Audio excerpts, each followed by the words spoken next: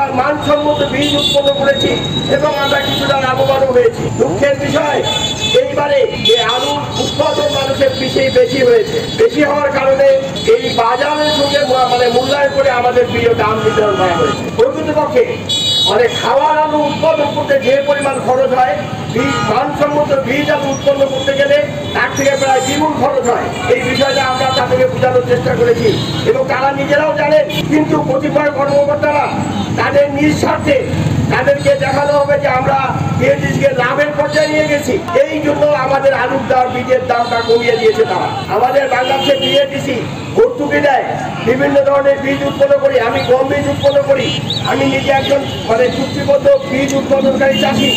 আমি গম বীজ উৎপন্ন করি, আমি ধান বীজ উৎপাদন করি এবং আমি আলু বীজ উৎপাদন করি।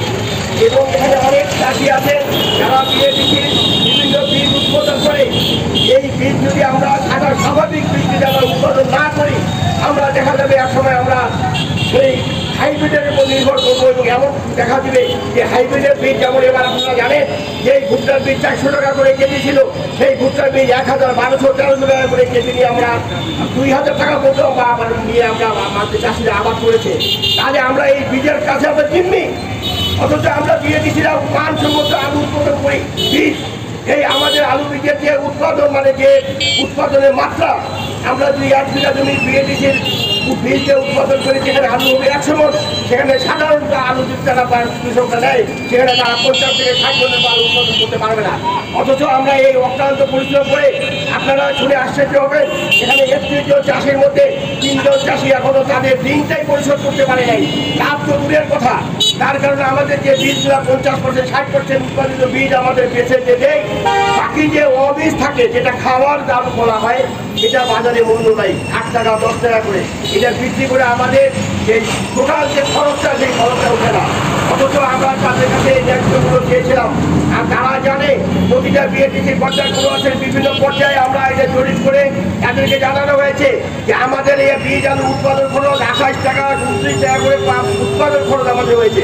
অতএব আমাদেরকে 10 টাকা করে লাভ প্রফিট দিবে, তাহলে তো একটা সম্মানজনক একটা প্রফিট দিবে।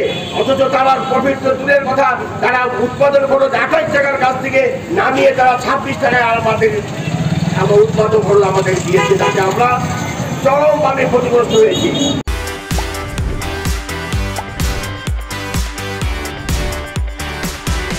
তারা মনে করবেন যে আলু বাইরে যাচ্ছে 8 টাকা 10 টাকা, আপনাদের 26 টাকা দিচ্ছে, তারপরেও কেন আপনাদের এত সমস্যা? এখানে সর্বোপরি বিষয় হচ্ছে আমরা বীজ আলু উৎপাদন করি। বীজ আলু উৎপাদন করতে গেলে প্রতি একরে যদি খাওয়া আলু উৎপাদনে খরচ হয় 1 লাখ, বীজ আলুতে এক একরে খরচ হবে 1,60,000। এটা 1 নম্বর। 2 নম্বর হচ্ছে 1 একর বীজ আলুতে যদি 100 বস্তা প্রোডাকশন আছে উৎপাদন, তাহলে খাওয়া আলুতে আসবে 160 বস্তা।